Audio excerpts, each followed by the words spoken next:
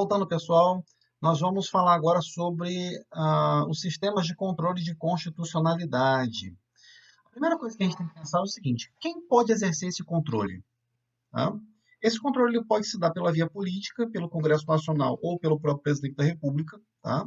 É, quando fazem análise de projetos de lei, ou o presidente, na hora de fazer o veto, é, é, é, ele pode fazer o veto, e aí a gente vai ter um controle de constitucionalidade ali.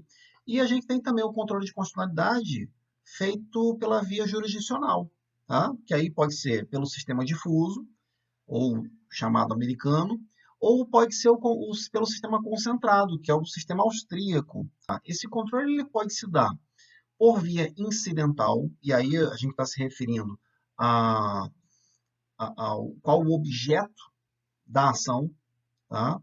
Para exercer esse controle, quando, quando o controle de constitucionalidade não for o objeto principal da ação, mas ele for um desdobramento da ação judicial, ou talvez um pressuposto para um julgamento de mérito que eu quero alcançar, então eu digo que esse controle ele é incidental. Ou, quando o objeto da ação for a declaração de constitucionalidade, aí a gente está tratando do controle por via principal, certo? Bom, com relação aos efeitos a serem produzidos, quer dizer, se eu for, se o que eu quero, o que eu pretendo é que aquela decisão judicial ela produza efeitos para todas as pessoas, para todos os processos, então eu quero fazer um controle abstrato. Tá? Ou, quando o efeito a ser produzido vai ser interpartes, eu faço um controle concreto. Tudo bem? Bom, quando eu vou exercer esse controle? Esse controle ele pode ser feito de forma preventiva, tá? Pelo Congresso Nacional, na hora do exame das leis, tem a Comissão de Constituição e Justiça, na Câmara e no Senado, e existe também o controle feito pelo presidente da República no processo legislativo, quando ele analisa o projeto aprovado pelo Congresso Nacional para fazer a sanção ou o veto. Então, existe a possibilidade de vetar o projeto por ele ser inconstitucional. Bom, o controle ele pode ser também a posteriori ou sucessivo. Esse controle, quando é feito assim, ele pode ser feito tanto pelo Poder Judiciário, via ação judicial, tá? E aí, controle concentrado ou controle difuso, pode ser. Pode ser feito pelo Congresso Nacional, né? Lá no artigo 49, inciso 5, lá vai dizer que o Congresso Nacional pode suspender os efeitos de um ato normativo que extrapole a competência regulamentar, tá? Ou, no caso do artigo 52, inciso 10 da Constituição, que vai dizer que o Senado pode suspender ele pode suspender a eficácia de uma norma que foi declarada inconstitucional pelo STF. Olha só, aqui a gente está falando de um controle lá no STF, um controle em concreto, tá? Que é feito entre partes, por exemplo, no julgamento de um recurso extraordinário. O STF declara uma norma inconstitucional naquele processo, só vale inter partes. Aí o Senado Federal ele pode falar, olha, essa decisão do STF não cabe mais recurso, eu vou suspender logo a eficácia dessa norma, que aí resolve a vida de todo mundo, certo? Quem pode pedir o controle? Tá? A legitimidade no controle de constitucionalidade, vamos pensar no controle, ela pode se dar uma legitimidade universal, quer dizer, qualquer pessoa pode ajuizar uma ação pedindo controle de constitucionalidade. Aqui a gente vai ter, por exemplo, lá no controle difuso, que é aquele que qualquer juiz pode julgar, então qualquer parte pode alegar isso no processo. Legitimidade universal. Agora, a legitimidade ela pode ser restrita. No caso do controle concentrado, a nossa Constituição, no artigo 103, ela vai definir que somente algumas pessoas podem ajuizar uma ação direta de inconstitucionalidade, por exemplo, para pedir que o STF declare a inconstitucionalidade de uma lei. Bem? Bom, quais são os tipos, então, de inconstitucionalidade? Nós temos a constitucionalidade por ação ou por omissão. A inconstitucionalidade por ação, ela vai se dar quando o Estado pratica um ato, por exemplo, uma norma, cria uma lei, que esteja em desacordo com a Constituição. Aí a gente diz que houve uma inconstitucionalidade por ação.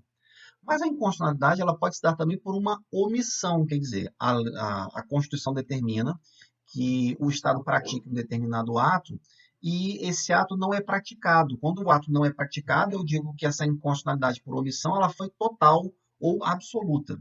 Agora, é, a Constituição pode determinar que uma determinada matéria tenha uma regulamentação legal, e essa regulamentação legal ela é feita, só que de forma insuficiente. Aí a gente diz que houve uma inconstitucionalidade por omissão parcial ou relativa. Tudo bem? Ah, existe um outro conceito que é chamado estado de coisas inconstitucional. Tá? O que seria isso? Seria a constatação de um descalabro de diversas situações fáticas que são promovidas pelo Estado ou por sua total omissão, que são inconstitucionais. E uma simples declaração de inconstitucionalidade não resolve, tá? Mas aí se faz via audiências públicas, o STF já fez isso já, por exemplo, tratando sobre o sistema penitenciário brasileiro, tá? Fala, olha, aquilo tudo lá é inconstitucional, você tem violação a direitos humanos ali nos presídios o tempo todo, são depósitos de pessoas, e aquilo lá é insustentável, aquilo é uma bomba relógio, por isso que de vez em quando tem revoltas dentro de presídios, e por conta dessa situação. São pessoas que são colocadas ali em uma condição subhumana, né? E a gente, para piorar, a gente tem agora essa pandemia aí, e aí teve diversos apenados que pediram prisão domiciliar, exatamente pensando na pandemia, tiveram algumas autorizações judiciais para ter prisão domiciliar, mas em alguns casos foram negados, e isso aí foi variando no Brasil todo, mas é uma situação que existe. Tem uma DPF, a DPF 347 no STF, que vai dizer assim, olha, presente o quadro de violação massiva e persistente de direitos fundamentais, decorrente de falhas estruturais e falência de políticas públicas, e cuja modificação depende de medidas abrangentes de natureza normativa, administrativa e orçamentária, deve o sistema penitenciário nacional ser caracterizado como estado de coisas inconstitucional. Tudo bem? Bom, vamos lá. A chamada inconstitucionalidade formal, ela está relacionada com o procedimento a ser adotado na hora de criação de uma lei. Tá? Essa inconstitucionalidade formal, ela tem tipos. O primeiro tipo é a inconstitucionalidade formal orgânica, é aquela relacionada com a competência legislativa. Por exemplo, uma matéria era para ser tratada pelo direito, pela União, e aí eu tenho uma lei estadual que trata do assunto, isso é muito comum até. Tá? É lamentável, mas é comum. É o caso, por exemplo, de estacionamentos, né? Gratuidade ou definição de regras sobre estacionamento de shopping centers. Né? Isso é matéria de direito civil, isso é de competência da União. Mas de vez em quando aparece uma lei estadual, um deputado querendo aparecer, e aí ele vai, eu vou fazer um projeto de lei aqui, o eleitorado gosta dessas coisas, né? É uma medida populista. E só que isso é matéria da União. O dia que a União quiser regulamentar isso, vai fazê-lo. Né? Bom, a outra, a gente tem a chamada inconstitucionalidade formal propriamente dita, que é aquela com relação a vício de procedimento, iniciativa de lei ou em alguma outra fase.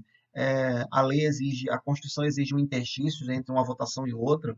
É, embora isso seja um pouco fora de moda, a gente tem uma série de emendas constitucionais que não obedeceram aquele interstício lá de 10 dias entre uma votação e outra, mas as emendas estão valendo aí, né? Quórum de votação. Então, tudo é relativo ao procedimento. Faltou alguma regra dessa? Inconstitucionalidade formal. Tá? E nós temos uma inconstitucionalidade também por violação a pressupostos objetivos do ato normativo.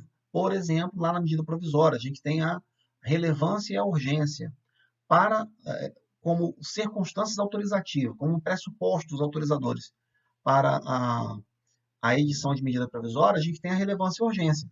Só que, às vezes, a gente tem a edição de uma medida provisória que a matéria nem é relevante e muito menos urgente. Tá?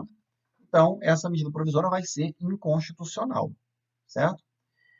Agora, a chamada inconstitucionalidade material, ela tem a ver com o conteúdo da norma. Tá? Ah, por exemplo, uma lei estadual que estabeleça a remuneração de servidores acima do teto constitucional. Tá? conteúdo dessa norma é inconstitucional. Então, eu digo que é uma inconstitucionalidade material. A gente pode ter também um edital de concurso público que vede que candidatos tatuados ingressem em cargos públicos. Isso é inconstitucional. O STF já se manifestou algumas vezes em relação a isso, né? O Gilmar Mendes ele coloca como uma inconstitucionalidade formal, material, a violação da proporcionalidade ou a proibição de excesso. Eu não posso ter em uma norma jurídica excessos e nem violação a uma proporcionalidade. Tá? Então, isso é medida para a gente controlar ato administrativo, mas também é medida para se controlar o conteúdo das leis, a constitucionalidade das leis. Tudo bem?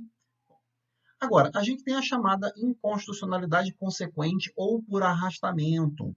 Essa inconstitucionalidade ela vai existir quando nós tivermos a declaração de inconstitucionalidade de uma norma que sirva de fundamento ou tenha uma íntima relação com outra norma. Tá? Isso pode se dar na linha horizontal, quer dizer, eu tenho dispositivos de uma mesma lei. Uma foi declarada inconstitucional porque ela foi impugnada. Mas o outro texto não foi impugnado, o outro dispositivo não foi impugnado, mas não faz sentido ele permanecer no texto. Se uma foi declarada inconstitucional, consequentemente a outra tem que também ser declarada inconstitucional. Isso pode estar também numa linha vertical, porque eu declaro uma lei inconstitucional e aí o decreto que regulamenta essa lei, consequentemente, ele também vai ser inconstitucional. Tudo bem? A chamada inconstitucionalidade reflexa, ela, ela não é bem uma inconstitucionalidade. O STF não admite isso. A violação da Constituição ela se dá de forma indireta. Por exemplo, eu tenho um decreto, esse decreto viola a lei. Ele vai de encontro à sua lei que ele regulamenta. Tá? Esse decreto é inconstitucional? Ele é inconstitucional porque ele viola o princípio da legalidade, vamos colocar assim. Ele não obedece à sua lei. Só que, na verdade, esse decreto ele é ilegal. Ele é ilegal. Se ele é ilegal, basta fazer um controle de legalidade dessa norma e falar, olha, esse decreto ele é ilegal, portanto a gente não pode cumprir com ele. Eu não preciso fazer a declaração de inconstitucionalidade dessa norma. Todo controle de constitucionalidade que é feito, eu tenho que fazer a partir das normas primárias. Quer dizer, essa norma violou diretamente o texto constitucional. Certo? Tudo bem? Bom, quanto ao momento, quando que eu vou ter a inconstitucionalidade? A inconstitucionalidade ela pode ocorrer no momento da criação da norma. Tá? Aí eu vou dizer que essa inconstitucionalidade é originária. Isso significa que a norma já nasceu inconstitucional. Tá? É o que a maioria acontece, na maioria dos casos. A lei é feita, mas essa lei ela foi criada em desacordo com o texto constitucional. Então a lei já nasce inconstitucional. Ou ela tem um vício formal lá, e aí ela já nasce inconstitucional. Agora, existe uma chamada inconstitucionalidade superveniente. O que pode acontecer? Eu tenho um texto normativo, uma lei, é constitucional, está de acordo com a Constituição. No entanto, ocorre uma alteração no texto constitucional e aquele dispositivo ele deixa de ser constitucional. Agora, ele está em desacordo com a emenda constitucional. Então, a inconstitucionalidade ela ocorreu depois. Só que isso não é muito admitido no Brasil, não. Tá? A gente não fala tecnicamente que houve uma inconstitucionalidade. Na verdade, a emenda constitucional, eu vou tratar do mesmo jeito com a Constituição. Tá? Quando vocês viram lá Poder Constituinte, vocês viram a teoria da recepção. Então, assim como surge uma nova Constituição e essa nova Constituição recepciona todas as normas que são compatíveis com ela, materialmente compatíveis com ela, a emenda constitucional faz a mesma coisa. A emenda constitucional recepciona todas as normas que são compatíveis com ela. Aquilo que é incompatível não é recepcionado, simplesmente isso. Partindo dessa ideia, eu não preciso nem declarar inconstitucional a norma. E eu nem consigo fazer isso. Na verdade, eu tenho que fazer uma alteração legislativa para adequar ao novo texto constitucional. Simples assim. Tá?